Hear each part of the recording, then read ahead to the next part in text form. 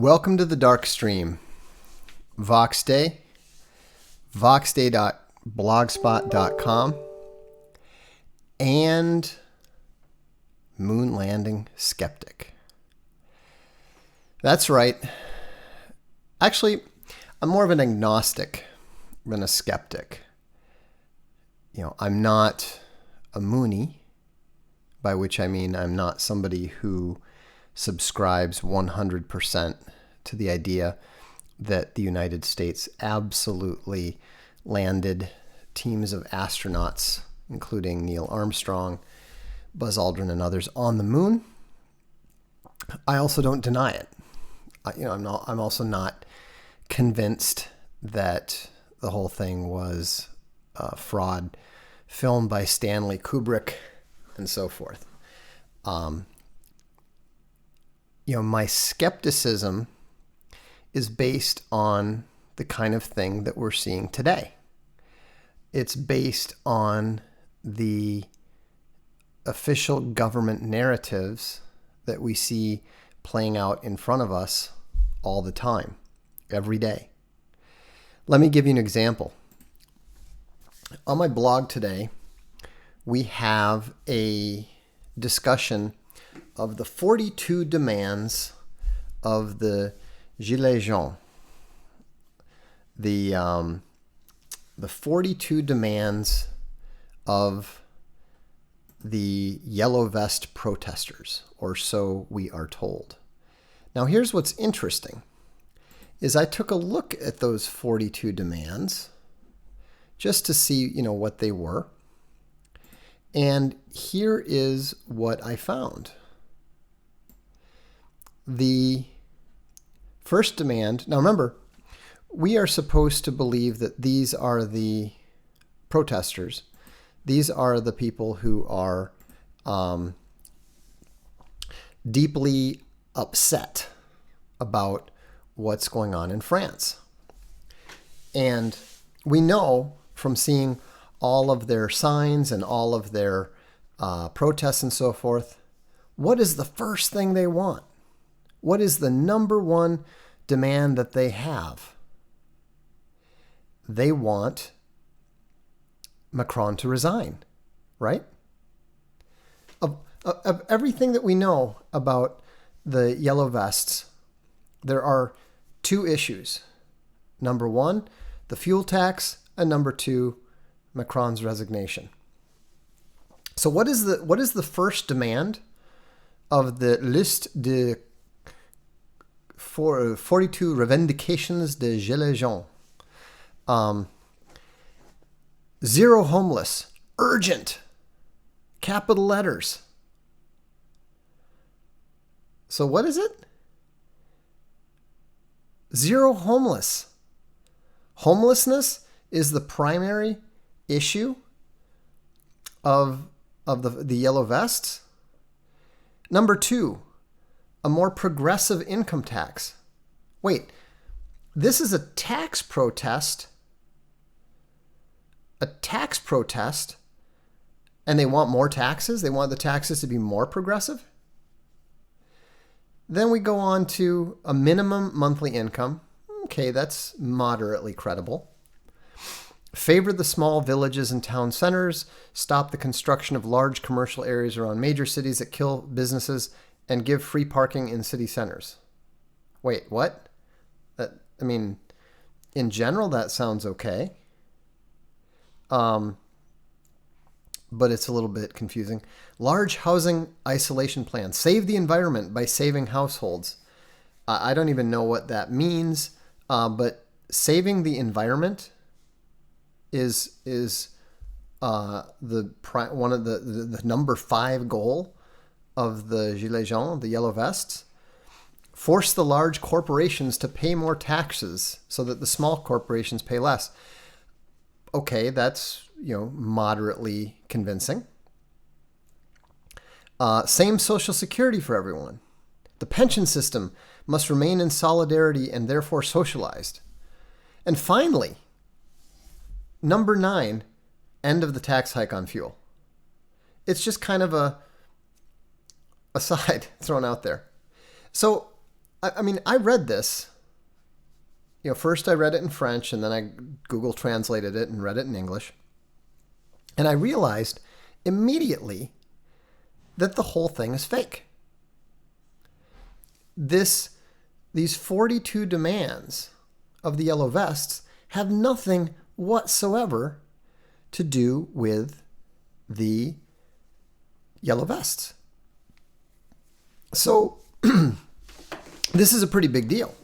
This is some of the biggest protests and most virulent social unrest that France has seen since 1968.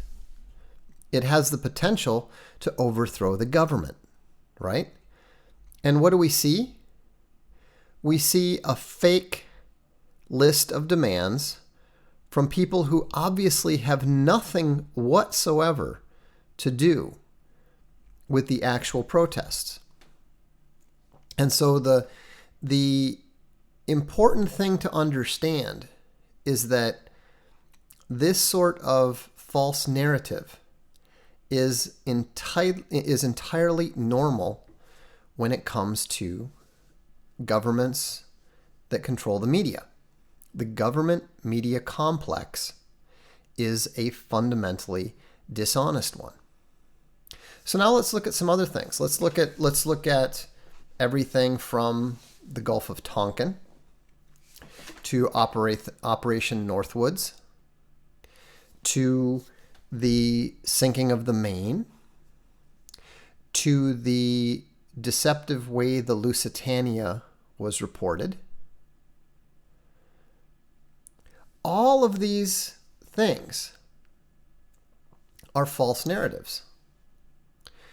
So when you look at the various false narratives that are out there, you need to be aware that everything that is part of the official story is very, very likely to be at least less than the entire truth. I'm not saying that everything is totally false. Nobody can convince anyone of anything if you're trying to create a completely false, absurd reality. You can't convince people that the U.S. military consists of leprechauns riding unicorns that shoot rainbows out of their horns, and that's and therefore we need to devote $100 billion a year for unicorn feeding. Okay, you cannot take it to that level. But you also need to understand that the official story of absolutely any major news report is going to be dishonest in at least some way. And the closer that you are to the actual event, the more likely that that's true. For example, I was once talking to a soldier, and I happened to come across information that indicated that he had a number of confirmed kills. Now this didn't seem possible because I knew when he served in the military. And the U.S. military was not engaged in any significant military actions at that time. And so when I asked him about that, his first question was, how on earth did you come across that information? And then his second response was to tell me what had really happened. And what had really happened was that the news about the deposition of a foreign leader who was allied to the U.S., wasn't quite as peaceful as it was portrayed in the press. The way that the official story indicated that there were some protests, and then a leader stepped down and he left the country. Right?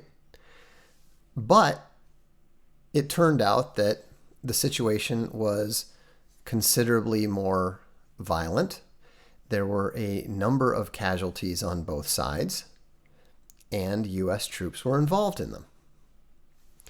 And so because they decided that for whatever reason, that should not be part of the official story. So it wasn't. Now, it's entirely possible that this particular friend was misdirecting me. It's entirely possible that he was involved in some other operation in some other country that had nothing to do with what he was telling me. But I am 100% certain of the information that I had. And so whatever it was, whatever it truly was, it wasn't something that was part of the mainstream narrative that we all had with regards to U.S. foreign policy during certain years.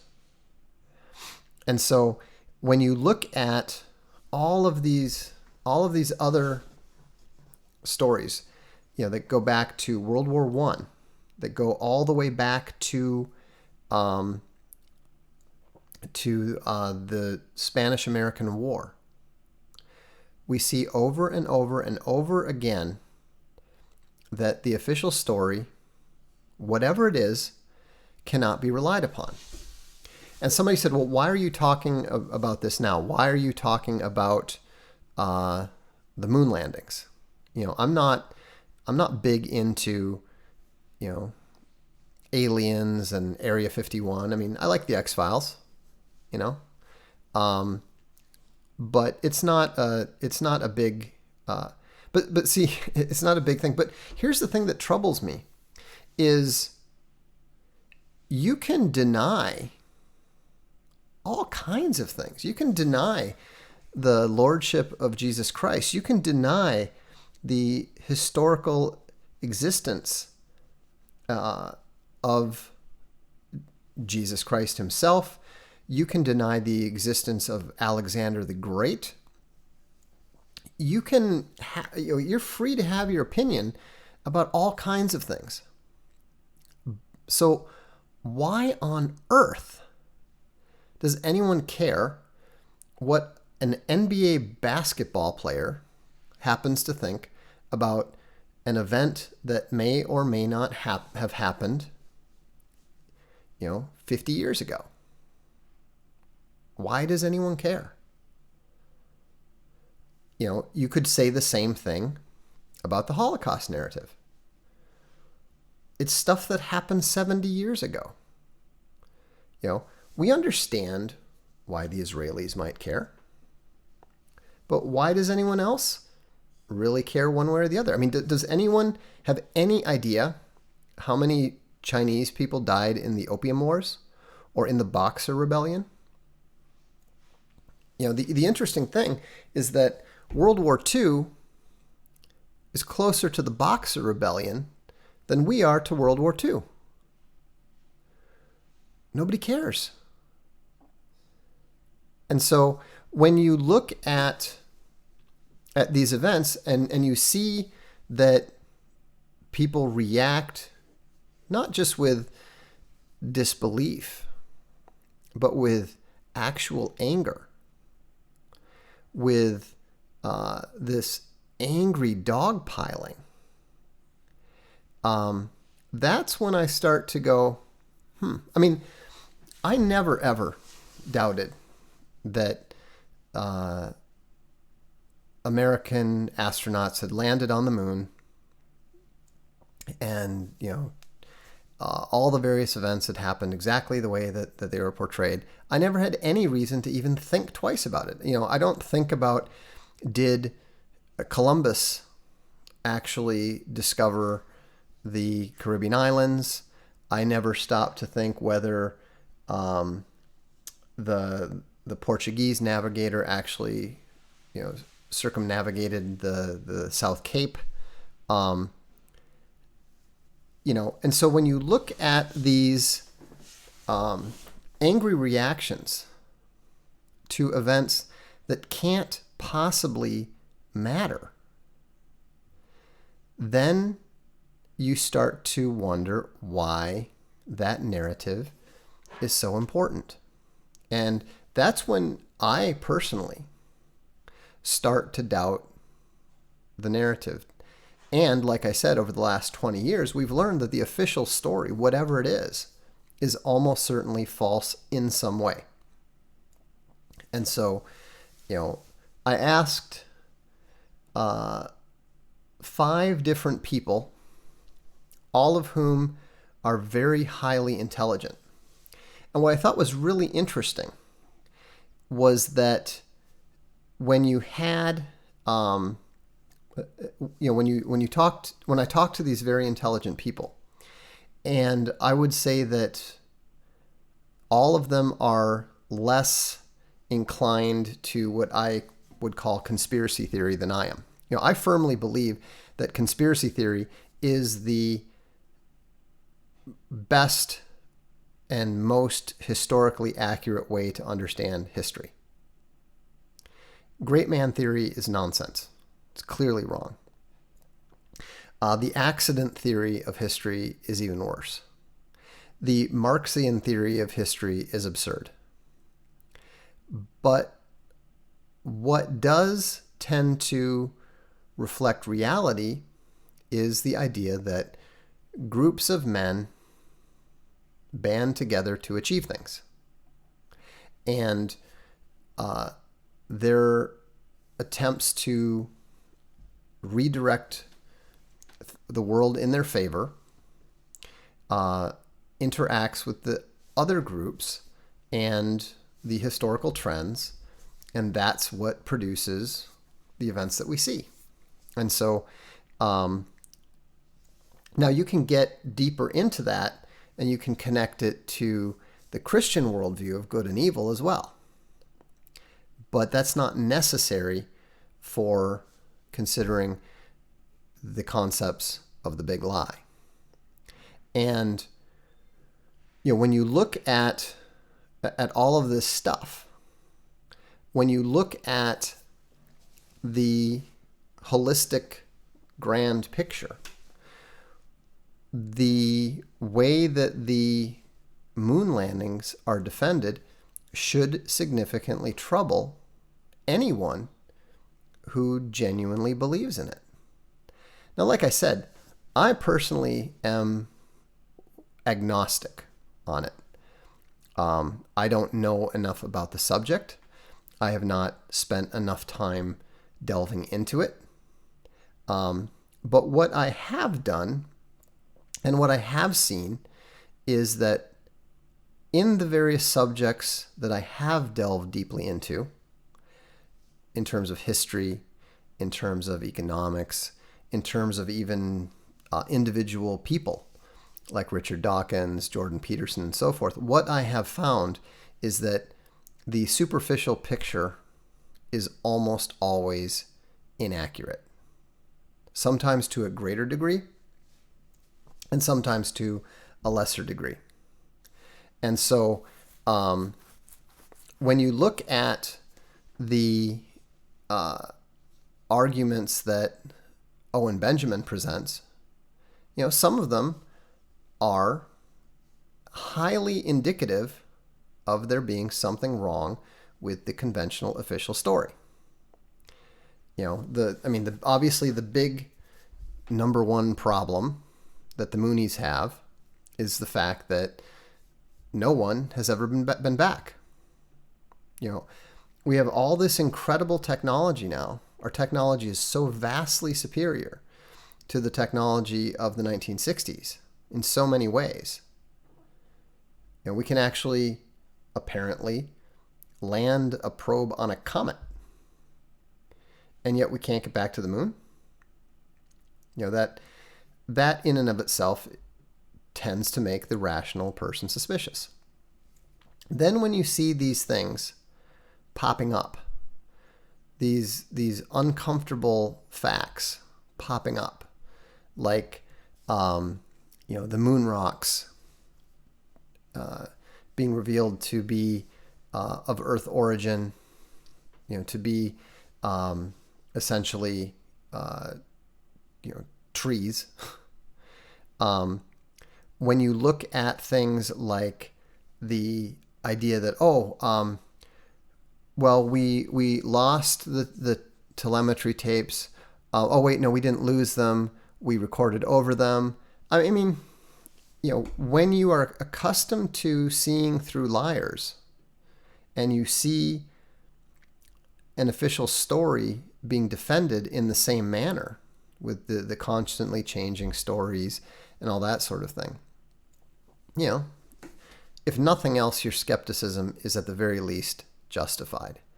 Some folks say, well, what about these things like the fact that there's a reflector on the moon? Well, there's a number of ways to put reflectors on the moon, none of which necessarily involve somebody going there and putting it in place by hand. It was interesting because there's even reports that the Russians crashed a vehicle, an unmanned vehicle, into the moon at the same time during one of the moon landings. Internet, there's a question. Didn't Neil Armstrong punch a guy in the face for questioning the moon landing? Yes, he did. And that to me tends to indicate that, I don't get upset and punch people when they ask me something that I am absolutely certain about. I'm much more inclined to just smile and laugh. Now, maybe, apparently this is Buzz Aldrin. But the point is that if you look at the whole picture, there is a lot of reason to be very, very skeptical, especially because of the vast sums of money involved. Okay? People say, but see here, and here's another bad reason. If the USA didn't land on the moon, the USSR would have called BS on it. They have. I've talked to a couple people who know about the Russians. The Russians have never made a particularly big deal out of it, but it's pretty clear that neither the Russians nor the Chinese believe that the U.S. moon landings happened as reported. So, and again, you look at this. You keep seeing these arguments being presented, these defenses being presented, and the defenses are false. So,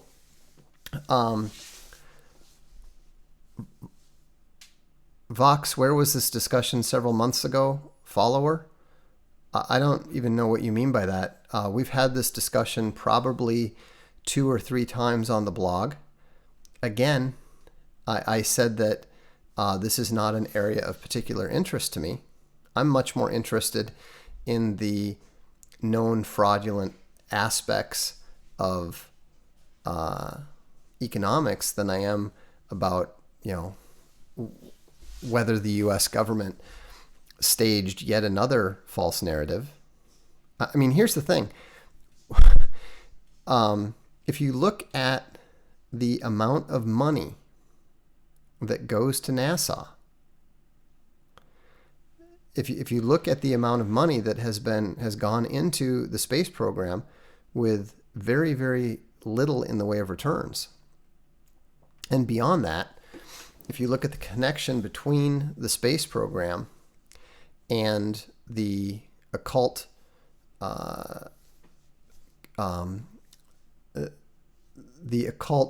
groups in California that surrounded L. Ron Hubbard and some of the aspects of the science fiction community, then you realize that if nothing else, there's quite a bit of weirdness around the whole picture. And so I think that it's, when you're, there's no reason to get worked up about this stuff. This is what I think is very strange about the passion of the Moonies. I mean, Jack Parsons, that's exactly right. My curiosity is, why are you so passionate about the fact that a number of people simply don't believe something that may or may not have happened 50 years ago? I thought it was really interesting watching Owen's video and seeing some of the comments and seeing the anger. You would think that people were being told that, their daddy was not their daddy. And maybe that's part of it. Maybe the belief in the moon landing is the core of some people's faith in science. But, you can't and should not have any faith in science whatsoever. Science, modern science, at this point in time, is actually less reliable than flipping a coin. I mean, that's not even up for debate. Every single time they try to study the reproducibility of scientific studies, whether it's in soft sciences, whether it's in hard sciences, what they find is that often more than half of the studies that are reported as quote-unquote scientific fact cannot be reproduced. And so now you can say, of course, well, that's not proper science. And you're right, it's not. It's not the proper scientific method. But there are three aspects to science. There's the method, there's the profession, and there's the knowledge base. And what we've found is that the profession is wildly unreliable. It is less reliable than flipping a coin. And so you cannot confuse the method, which is a great method. It's a pretty reliable method. Unfortunately, you can't apply that method to everything.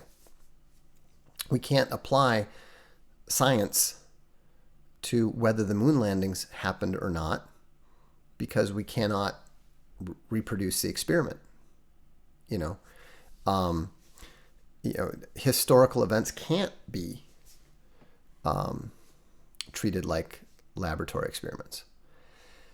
So, as useful a tool as the scientific method is, its applications are limited.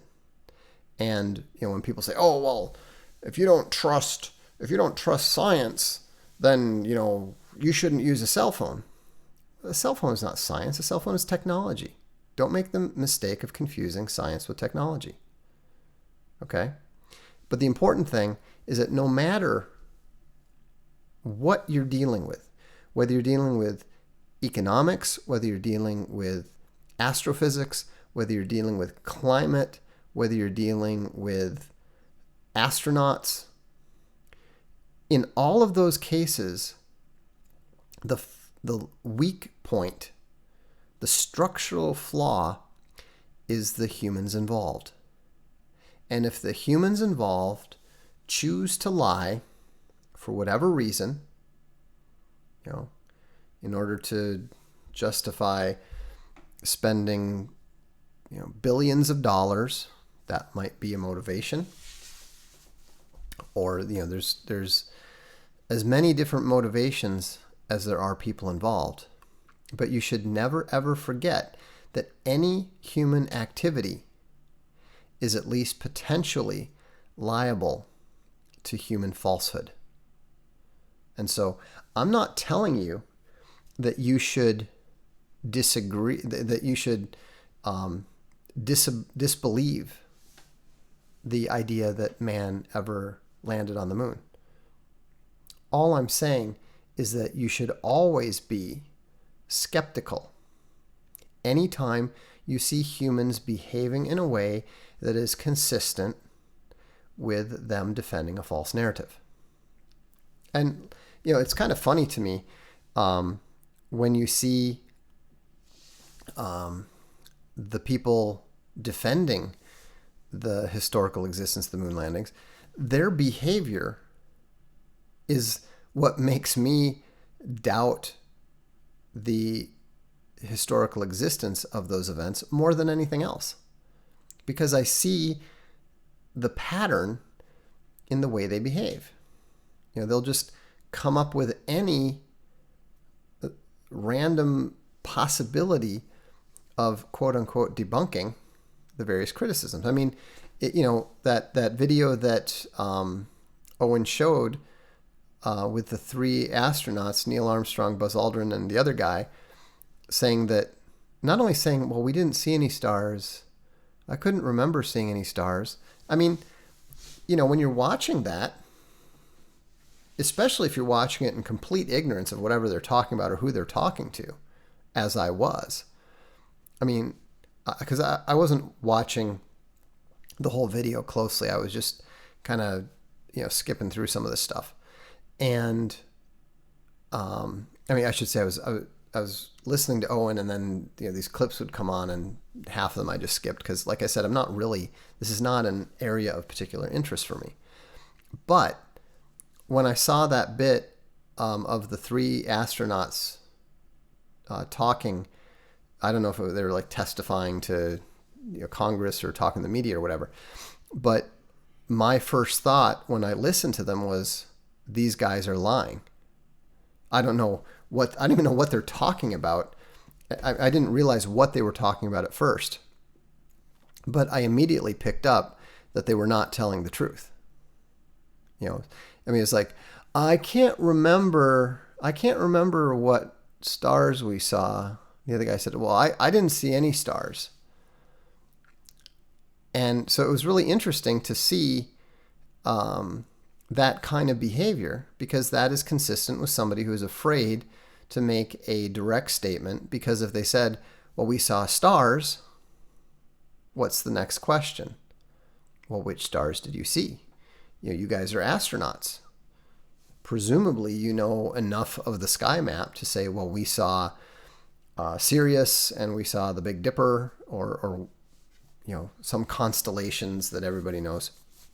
But of course, if it didn't happen, then they needed to avoid that question, because somebody of sufficient intelligence might realize where they were, what they saw, and that they could not possibly have seen that from their supposed position at that particular time. And so, somebody looked it up. Apparently, I expressed an amount of doubt about the legitimacy of the moon landings back in 2006. So,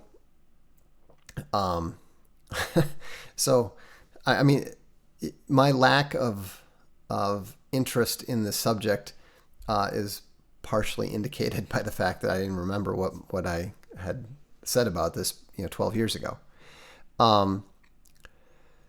So if you look, why am I interested in this? I'm less interested in this for the historical question of whether the Moonies are right or whether the skeptics are right. I'm more interested because I look at the false narratives that we're being subjected to today. Like, I'll give you an example of one of the big false narratives. Look at the so-called Brexit negotiations. What were we told all throughout the post-Brexit vote about Article 50? Article 50 had been invoked by the UK, And the EU made it very, very clear that before they invoked it, that if you invoke it, you can't uninvoke it. One-time decision, you absolutely must do it. Now, I knew that that was just a posture. Why? Because I know the EU always lies. And I knew that the Tory party was going to try to sabotage Brexit if they could. So what happened when everything fell apart? Well, suddenly an EU court magically decides that, if they want to change their mind, they can. This is not a surprise. The narrative that they had, the legal narrative that they had presented was false. The other false narratives you see is all this drama where people are talking about, the prime minister is going over for a last minute negotiation, but it's impossible. Well, of course they're going to come up with some fake drama, and then she's going to come back triumphantly with some sort of supposed deal that justifies the opponents of any deal with the EU coming on board. We see this kind of false narrative on a regular basis. We've already talked about the false narrative with the Yellow Vest protests. Think about how massive a lie it is to present the demands of a mass movement from a group that is clearly not even a part of it. And of course, the French government is going to try to negotiate with those fake leaders. More kabuki. And the thing that's difficult for a lot of people to accept, a lot of people to understand, is that this sort of behavior has gone on for so long. The very word Potemkin village refers to a pre-Soviet Russian minister who had built these fake villages in order to impress, I don't remember if it was foreign visitors or who, but basically they built fake villages that were then named after him in order to create a false illusion of prosperity. And so this is all very normal. And so when you're seeing this kind of behavior, then you need to be aware that the narrative is false. I'm going to give you, and just so you understand that this is, not just some sort of lunacy, the idea of presenting a false narrative can be incredibly powerful. The idea that the U.S. had the ability to actually put astronauts on the moon physically really established the superpower status of the United States after they lost their atomic weapons monopoly and after the Soviet Union was challenging them for technological leadership. I wrote a book called A Mind Programmed, and what it really is it's a pastiche of a novel called The Program Man, written by Jeff and Jean Sutton. They put the book into the public domain. It's a great book. Highly recommend it, unless you're going to read mine, because it's the same book, the same story, just a very different spin on it, a different emphasis, and an updating. What happened was the book was put into the public domain, along with some of other Jeff Sutton's books. We decided to put it out. We put out a couple of them. First on the Moon, The Program Man, one or two others.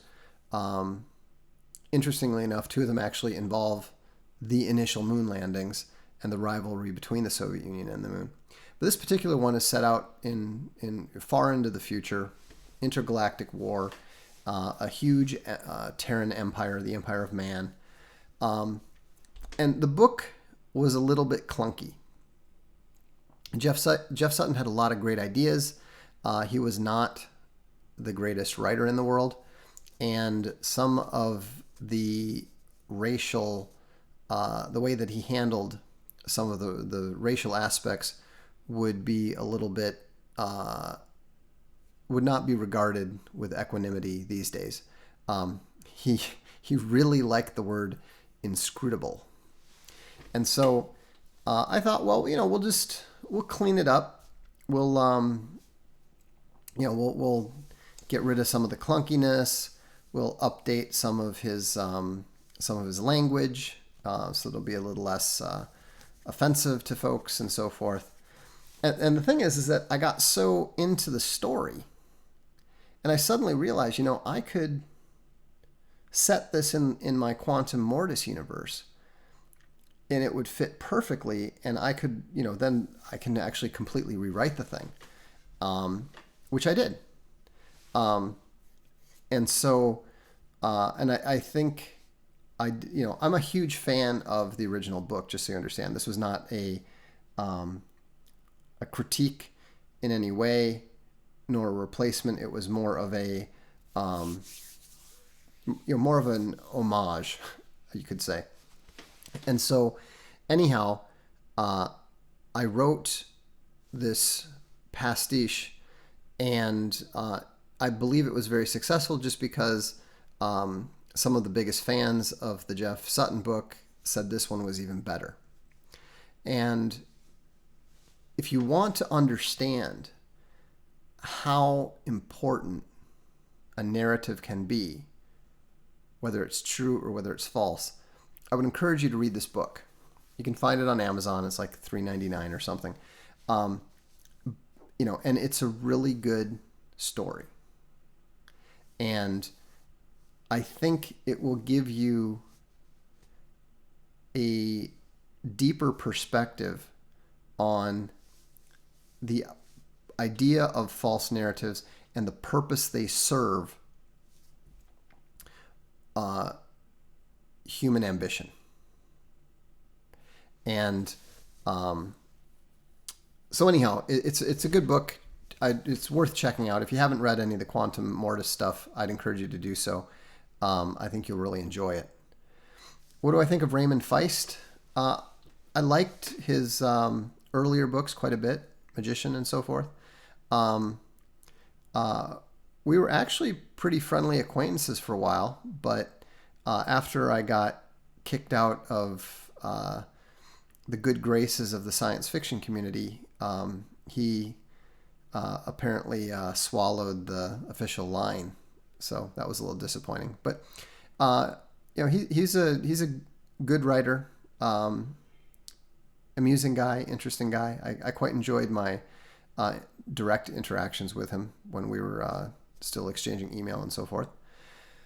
How many Quantum Mortis books are there? Quantum Mortis, A Man Disrupted, Quantum Mortis, A Mind Programmed. So there's 2 full novels, and then there's a number of short stories and novellas like Gravity Kills and so forth. We're actually converting many of them. Oh, and then of course the 3 War Dogs Incorporated novels, which we've just put new covers together for. Those are all set in the Quantum Mortis world too. So, people keep telling me that Cernovich and Ivan Throne are calling out Jordan B. Peterson's bullshit right now. Good for them. There's an awful lot to call out. I think it's interesting that ever since Jordanetics came out, Jordan Peterson has been desperately trying to shore up his right flank.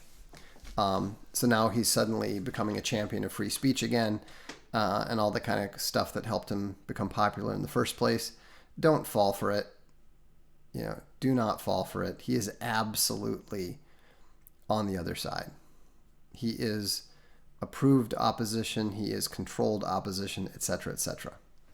Let me. I'll show you the new War Dogs covers here real quick, as long as we're at it. What we had before were these kind of cartoon-looking covers that were not bad. But what we found was that people didn't really, they're hardcore military science fiction, but people didn't see them that way just because of the covers. And so so at the behest of the author, we went ahead and redid them. So this is the first one, Battlesuit Bastards, and written by G.D. Stark. And then the second one is, oops, wrong way. The second one is Hunter Killer. And it's a pretty intense one that is heavily influenced by a traveler adventure called Death Station, which is pretty cool. And then the third one is Metal Monsters. And so these are the 3 Quantum Mortis War Dogs Incorporated books. And I think if you're into, actually I don't think, if you're into military science fiction, you're absolutely going to enjoy them. There's no question. But yeah, so Battlesuit Bastards is the first one.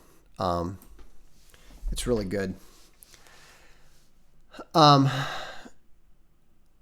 Any new War Dog books on the way? Not anytime soon, but we definitely have more coming out.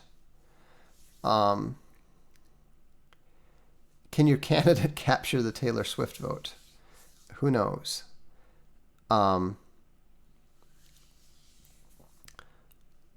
So anyhow, it's. I think you'll like them. They're really fast-paced. They're really hard-hitting, and we're very pleased to be publishing them, both in novel form and eventually in comic form as well. So, somebody said, cartoons do not say serious military fiction. Yeah, that was probably a bad idea on my part.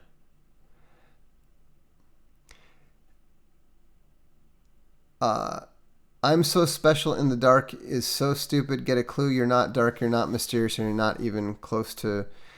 My guess is maybe 100. Yeah, you know what? Go away, Gamma. It's weird to me that people think that coming on my channel and attacking me is somehow going to be effective in some way. I'm not interested in engaging with gammas. I mean, this is basically about as close to a no gammas allowed zone. I mean, they are allowed if they behave, but if they're going to behave like gammas, then I'm just going to shut you down and kick you off the channel. Question is, how is the dog doing today? He's actually had his 3rd good day in a row. He's eating well. He's gotten more and more active.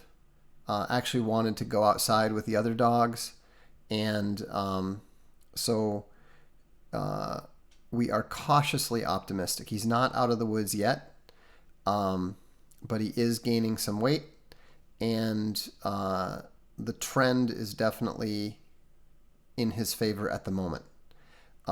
We probably won't know anything even approaching definitive until Monday or so.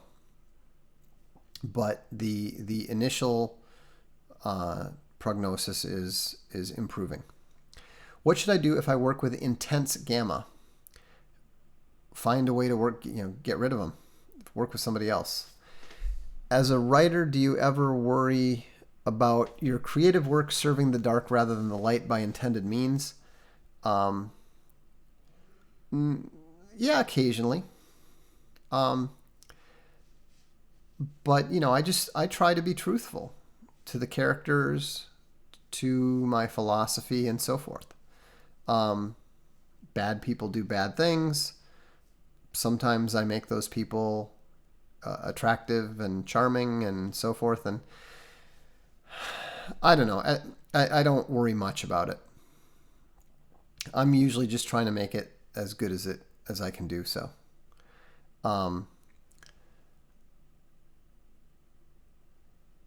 Let's see here.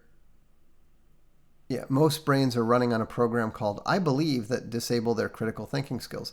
Well, that's true. And I think that it's really the best idea to question what you believe more intensely than what you don't. I question my beliefs all the time. That's why my Christian faith is as strong as it is, because I question it, because I intentionally look deeply into the strongest arguments that people can bring against it. That's why I changed my mind about free trade. I was a hardcore free trader. There is not a free trade argument that you can cite that I don't know better than you do. I literally grew up being force-fed Milton Friedman at the age of 12. I'd read Free to Choose and watched the PBS series I think before I was 13 years old. Not sure about watching the series, but I definitely read the book. What would you say to those who say it's fascism to take Tucker's position on driverless trucks? I would say that you're moronic and you don't understand the first thing about fascism. Read, if nothing else, read the manifesto of the fascist struggle. There is nothing about driverless trucks or full employment in there. Don't embarrass yourself by saying that.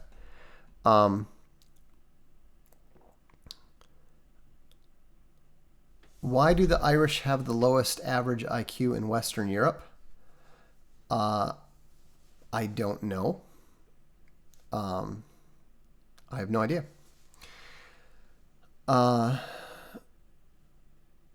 Let's see. Have you read the Church Fathers? Yes, some of them. Question it, but there's so much science behind what you're talking about that you don't understand. Again, that's irrelevant for the most part.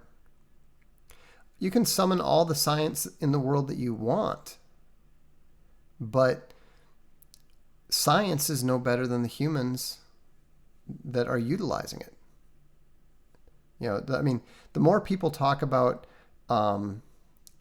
science, they might as well be talking about, God or anything else. They're not talking, they're just appealing to an authority and trying to get you to shut down your critical functions. Thoughts on the gold standard? Irrelevant. I've been in the market for a Rhodesian Ridgeback for a while. What criteria did you use in choosing your breeder? I have no idea because that is Space Bunny's area. My job is to show up with my wallet. But we've had 2 breeder Ridgebacks and 1 rescue Ridgeback, and all 3 of them have been absolutely delightful. No, I'm sorry, 4. We have a puppy. Yes, we've had 4 breeder Ridgebacks. One an elite breeder, the other 2 not, and then a rescue Ridgeback, and all 4 of them have been absolutely wonderful dogs.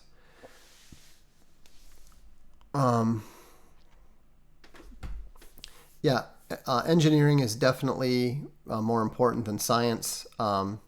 Engineering can't be wrong. I basically consider engineering to be science that you can rely upon.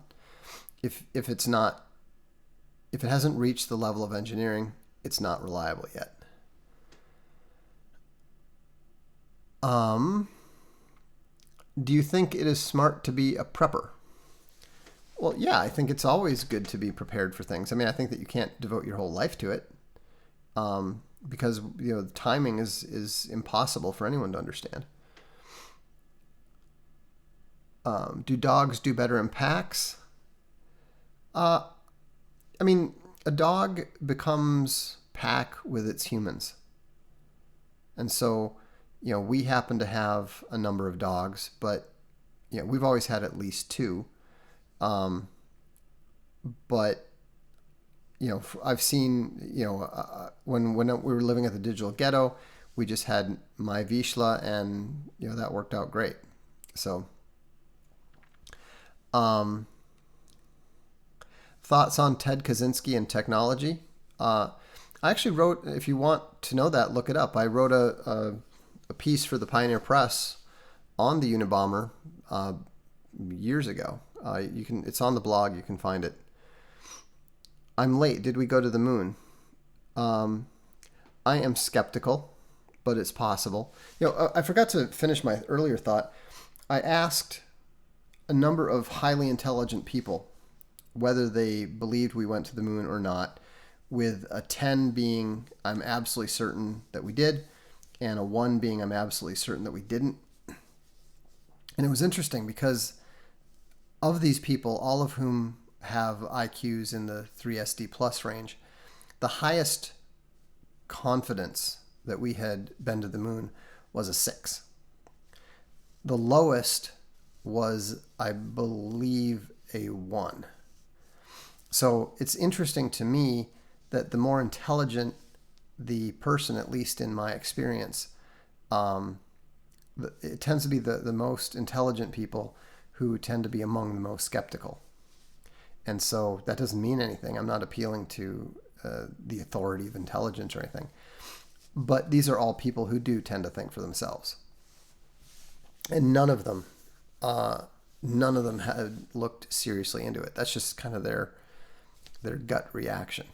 And I think that it's because there's so many little clues that there's some sort of false narrative related to it. What exactly that false narrative is, I don't know. Again, not my area of interest. I mean, if you're a full-fledged Moonie and you're 100% certain that man's been to the moon and man will go back to the moon, fine, great. I don't, that doesn't bother me the way it bothers me when people say immigration is good. Immigration, I am much more committed to the argument that immigration is bad for the economy and free trade is evil. Those are subjects that interest me because my background is economics. I read economics for fun. I didn't even bother going to my astronomy class in university. I went for the did I go to the first day? I may or may not have gone to the first day. I basically only showed up for the tests and the final. I got an A minus. The professor asked me who I was the day I was there for the final, and when I explained that I hadn't actually been there except for the test, he was like, "Oh, okay, now I know who you are." I think it's great that that people get involved and engaged in these discussions. I think it's fun that Owen is diving into this kind of stuff, but it's just not my area, Let's see. Andy Worski is live, titled Vox's hit piece. Okay.